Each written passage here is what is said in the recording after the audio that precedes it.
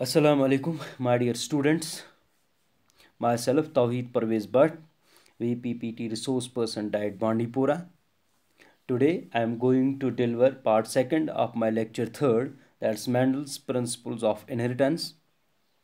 Dear students, in the previous lecture, we have discussed about Gregor John Mendel.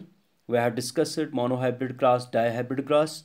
We have discussed F1 generation and F2 generation that will help us to understand the Mendel's principles of inheritance. So my dear students, today we are going to discuss the contrasting pair of characters selected by Mendel in order to do the hybridization experiments with a Gordon pea or Pisum stem. So dear students,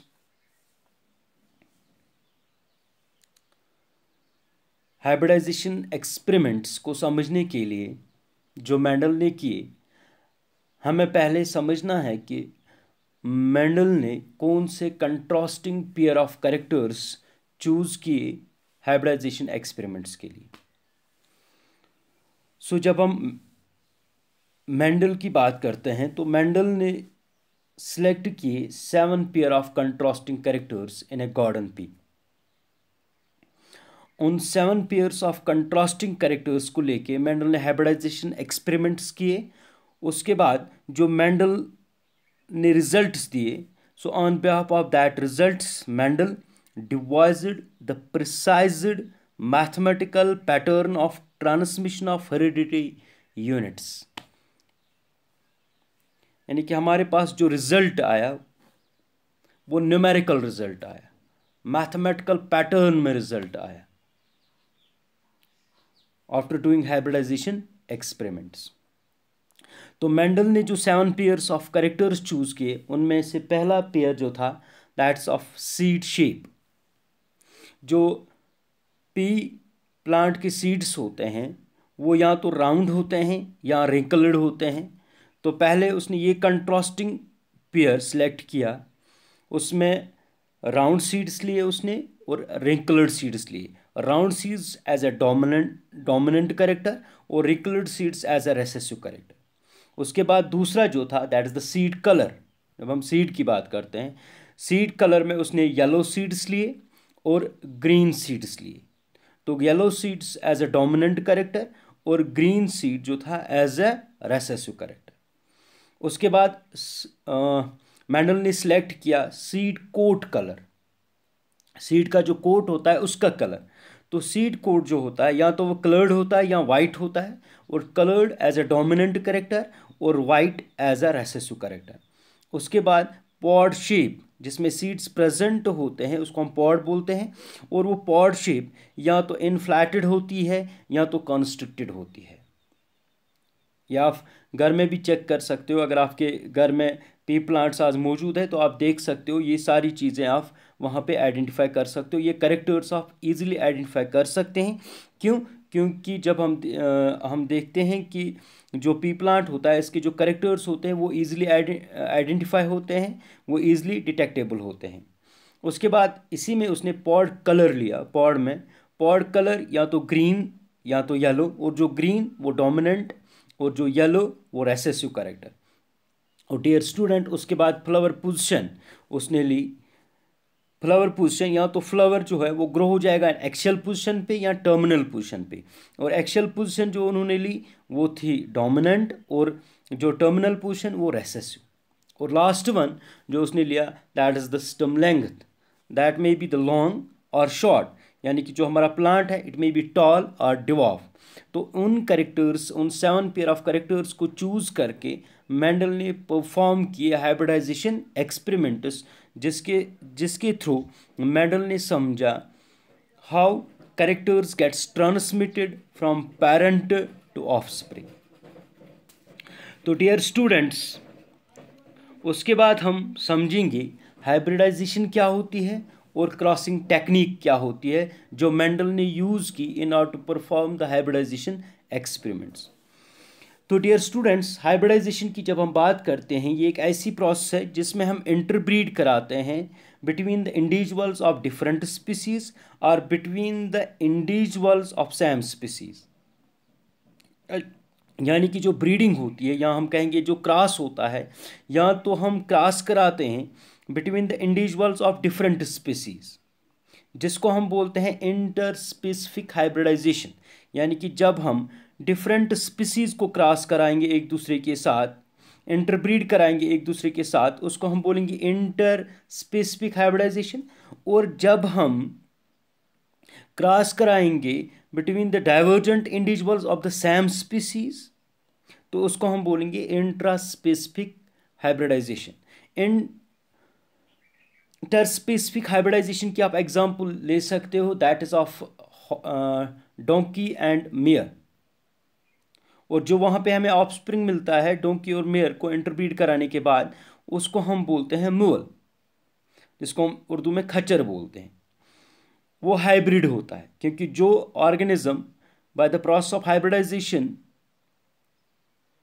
से पैदा होता है, तो उसको हम बोलते हैं hybrid organism. उसके बाद अगर हम देखेंगे जो ऑफस्प्रिंग होता है बाय डूइंग हाइब्रिडाइजेशन एक्सपेरिमेंट्स और बाय इंटरब्रीडिंग थ्रू हाइब्रिडाइजेशन, तो वो ऑफस्प्रिंग या तो फर्टाइल होगा, या तो स्ट्राइल होगा, या पार्शली फर्टाइल होगा। यहाँ पे एक एग्जाम्पल मैंने कोड की है, दैट्स ऑफ पी प्लांट। अगर हम जब हम पी प्लांट की बात करेंगे, तो यहाँ पे दो इंडिविजुअल्स जो है वो सेम स्पीसीज से है, that will be the intra specific hybridization. तो जब हम इंट्रा स्पेसिफिक हाइब्रिडाइजेशन कराते हैं पी प्लांट्स में, फॉर एग्जांपल एक प्लांट मैंने यहाँ पे वाइट लिया है और एक प्लांट मैंने यहाँ पे पर्पल लिया है। जब इनको हाइब्रिडाइजेशन करेंगे तो हम F1 जनरेशन में क्या देखेंगे, जो भी हमारी प्रोजेनी होगी वो पर्पल होगी। और जब हम इनको क्रॉस कराएंगे इन F2 जनरेशन जो हमारे पास होगी, तो वहाँ पे आधे फ्लावर्स, आधे प्लांट्स विथ पर्पल फ्लावर होंगे और आधे प्लांट्स विथ वाइट फ्लावर होंगे। इसको हम आगे भी समझेंगे, इस क्रॉस कैसे कराते हैं हम इसको, तो ये हम आगे जाके सीखेंगे। तो डियर स्टूडेंट्स, इस टेक्निक को हम हाइब्रिडाइजेशन कहते हैं। अब ये हाइब्रिडाइजेशन कैसे होती है? ये होती है with the help of crossing technique. जो क्रॉसिंग टेक्निक मेंडल ने यूज़ की, वही क्रॉसिंग टेक्निक हम यहाँ पे समझेंगे, हम कैसे ये कर सकते हैं। फिर आप स्टूडेंट्स ये घर में भी प्रैक्टिस कर सकते हैं, क्योंकि ये ज़्यादा टफ नहीं है, बहुत इजी है क्रॉसिंग टेक्निक। आप खुद क्रॉस करा सकते हो, आप खुद हाइब्रिडाइजेशन करा सकते हो, mostly in between the plants, क्योंकि प्लांट्स में ये ज़्यादा सक्सेसफुल रहती है। और प्लांट्स में आप इजीली फिर कैरेक्टर्स स्टडी कर सकते हो, of pattern of inheritance easily study कर सकते हैं अपने घर में बैठ के। तो डियर स्टूडेंट्स, यहाँ पे जब हम क्रॉसिंग टेक्निक की बात करते हैं, तो हम गॉर्डन पी की बात करेंगे, क्योंकि मेंडल्स एक्सपेरिमेंट समझने के लिए हमें गॉर्डन पी ही लेना पड़ेगा, और हम मेंडल ने यूज़ भी किया था गॉर्डन पी। तो पहली चीज़ जो हम ध्यान में रखेंगे, जो गॉर्डन पी है वो प्रिडोमिनेंटली सेल्फ फर्टिलाइजिंग प्लांट होता है, उसमें सेल्फ फर्टिलाइजेशन हो जाती है। दूसरी चीज़ जो हम याद रखेंगे क्रॉसिंग टेक्निक करने के लिए, कि हम रिकॉर्ड करेंगे हम पहले कौन सा कंट्रास्टिंग पेयर ऑफ कैरेक्टर ले रहे हैं, ताकि उसके रिजल्ट्स हम इजीली रिकॉर्ड कर सके लास्ट पे। तो डियर स्टूडेंट्स, पहले हमें क्या करना है कि हमें जो हमारे पास प्लांट है, हम सेलेक्ट करेंगे दो प्लांट्स को with contrasting pair of characters, और एक प्लांट में जो फ्लावर है, क्योंकि it has a bisexual flower, तो उसमें हम एंथर को रिमूव करेंगे with the help of scissor. आप एंथर को कट कर सकते हैं। तो ये जो प्रोसेस होती हैं जिससे हम एंथर को रिमूव करते हैं from the flower of a pea plant, it is called as emasculation. इस प्रोसेस को हम एमेस्कुलेशन कहते हैं। और जो हमारे पास अब फ्लावर रहेगा, उस फ्लावर को हम कहते हैं एमेस्कुलेटेड फ्लावर। तो अब हमारे पास एक फ्लावर ऐसा आया जिसका हमने एंथर कट किया, जिसको हम एमेस्कुलेटेड फ्लावर बोलते हैं। अब हम हमारे पास सिर्फ स्टिग्मा रहेगा, तो उस स्टिग्मा को हम कवर करेंगे with the help of a bag. It may be a polythene bag और paper bag, whatsoever. Mostly you have to use the paper bag. क्यों हम इसको कवर करेंगे स्टिग्मा को? ताकि फॉरेन पोल्स से हम इसको बचा सकें, ताकि हमारे पास जो रिजल्ट आगे जाके आए वो सही आए, वो करेक्ट रिजल्ट आए. तो पहली चीज़, आपने एंथर को कट किया, एमस्कुलेटेड फ्लावर आपने तैयार किया, और उसका जो स्टिग्मा था उसको आपने कवर किया with help of a bag. और दूसरी चीज़ उसके बाद जब हम करेंगे तो हम देखेंगे जो पोलन्स होंगे दूसरे फ्लावर पे, वो जब डेहसन स्टेज पे आ जाएंगे तो हम उन पोलन्स को ला के डस्ट ऑफ करेंगे on the stigma of emasculated flower. यहाँ पे आप ध्यान रखोगे पोलन्स जो है वो मैच्योर होने चाहिए, और जो स्टिग्मा हो वो रिसेप्टिव होना चाहिए, ताकि पॉलिनेशन प्रॉपरली हो जाए और फर्टिलाइजेशन प्रॉपरली हो जाए.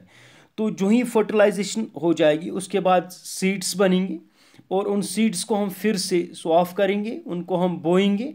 तो फिर वहाँ पे जो प्लांट फॉर्मेशन होने के बाद, यानी कि जब प्लांट फॉर्म हो जाएगा, तो वहाँ पे हम फिर से उन करेक्टर्स को स्टडी करेंगे और उनको रिकॉर्ड करेंगे. इस तरह से हमारी क्रॉसिंग टेक्निक कंप्लीट हो जाएगी और हमारे रिजल्ट्स भी आ जाएंगे. तो डियर स्टूडेंट्स, यहाँ मैं आपको दिखाऊंगा with the help of diagram कैसे हम क्रॉसिंग टेक्निक कर सकते हैं. हमारे पास दो फ्लावर्स हैं यहाँ पे. एक फ्लावर जो है वो पर्पल है और दूसरा फ्लावर जो है वो वाइट है. अब इस पहली वाली डायग्राम में मैंने क्या करना है कि जो वाइट फ्लावर का एंथर है उसको विद हेल्प ऑफ सीजर हम कट करेंगे, फिर हम उसको बैग से कवर करेंगे. और कवर करने के बाद आफ्टर सम टाइम जब पोलन्स मैच्योर हो जाएंगे, for example purple colour flower के पोलन्स मैच्योर हो गए, तो इन पोलन्स को मैं ला के स्टिग्मा पे डालूंगा ऑफ वाइट फ्लावर. उसके बाद सेल्फ फर्टिलाइजेशन हो जाएगी. तो फर्टिलाइजेशन के बाद हमारे पास सीड्स आएंगे, उन सीड्स को हम सो करेंगे. जब हम सो करेंगे उन सीड्स को, तो वहाँ पे हमारी F1 जनरेशन क्रिएट हो जाएगी. तो हम देखेंगे जो F1 जनरेशन में है, क्योंकि यहाँ पे डोमिनेंट कलर जो है वो पर्पल कलर है, तो डोमिनेंस पर्पल कलर की रहेगी. तो F1 जनरेशन में सारे जो प्लांट्स होते हैं वो अलाइक होते हैं. तो हमारे पास जो सारे प्लांट्स होंगे that will B of purple flowers of with flowers of purple colour.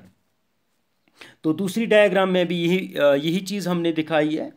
दूसरी डायग्राम में भी हमने यही करना है. जैसे हमने यहाँ पे वहाँ पे हम वाइट फ्लावर का जो एंथर है वो कट करते थे, लेकिन यहाँ पे हम क्या करेंगे, यहाँ पे मैंने दिखाया है कि हम पर्पल जो हमारा फ्लावर है उसका एंथर कट करेंगे, और वाइट फ्लावर के पोलन्स जो है वो हम डस्ट ऑफ करेंगे on the stigma of purple flower. वही चीज़ फिर से सीड्स आएंगे, सीड्स को सो करेंगे और फर्स्ट जनरेशन में सारे प्लांट्स पर्पल आ जाएंगे. तो ये रिजल्ट्स आप नोट करते जाएंगे. उसके बाद आप रिजल्ट्स नोट करने के बाद आप स्टडी कर सकते हो रिजल्ट्स को, और आप अंडरस्टैंड कर सकते हो F1 generation, F2 generation, mono hybrid cross, di hybrid cross with the procedure of crossing technique or with the procedure of hybridization technique. Thank you, my dear students. Assalamu alaikum.